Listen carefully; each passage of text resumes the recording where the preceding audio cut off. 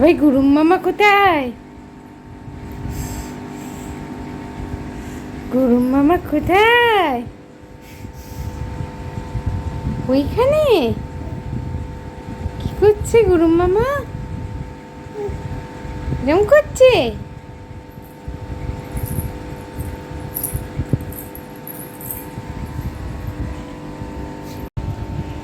নমস্কার বন্ধুরা, আদিকথার ব্লগে আপনাদের স্বাগত।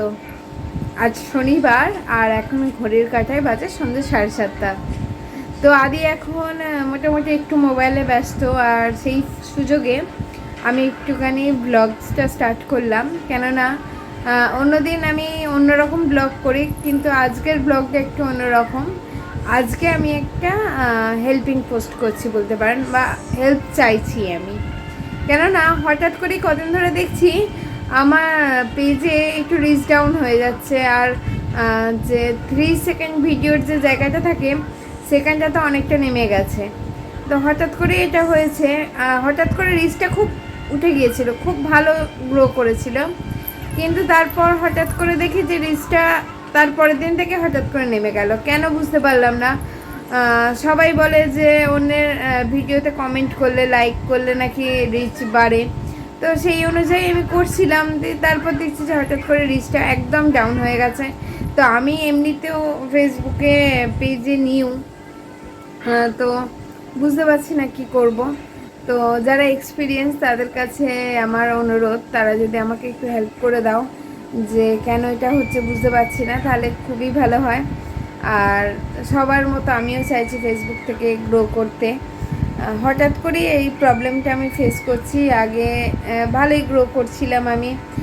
আর আরেকটা যেটা সমস্যা হয়েছে, লাইভে একদম ফার্স্টের দিকে যে একদম মোটামুটি হতো, একদম হতো না তাও নয়, ভিউয়ার্স মোটামুটি হতো।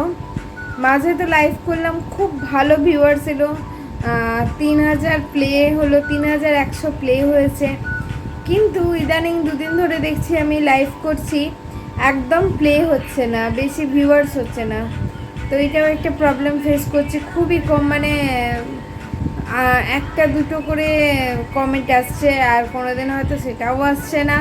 প্লাস ভিউয়ার্স হয়তো ম্যাক্সিমাম 100 হচ্ছে পরে গিয়ে।